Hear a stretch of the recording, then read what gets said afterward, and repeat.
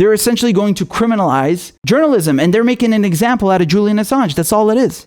If this had happened in another country, if journalists were being treated like this in another country, you'd look at that and be like, oh, they're so backwards and they don't have civil liberties or freedom of press. Motherfucker, look at what the UK, look at what the US are doing.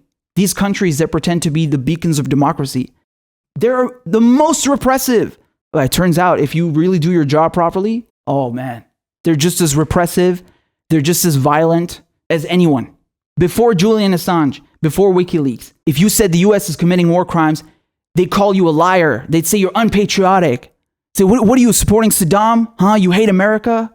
And before Edward Snowden, if you said the NSA is spying on everybody, spying on their own citizens, spying on the entire planet, spying on their allies, they'd say you're wearing a tinfoil hat. They'd say you're cuckoo. Oh, they don't say that anymore. So what these journalists, what these whistleblowers did, Edward Snowden, Chelsea Manning, Julian Assange, Glenn Greenwald, all these heroes, what they did is paramount. Not just for posterity, for the historical record, but also as a public service.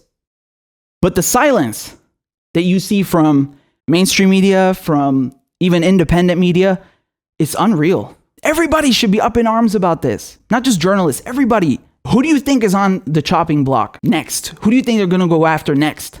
And they're already starting with the censorship on YouTube, Facebook, Twitter. The people working in media, especially independent media, who never talk about Edward Snowden, never talk about Julian Assange, who never talk about what Palestinians are going through, about the Israeli occupation, who never talk about imperialism. Beware of those motherfuckers.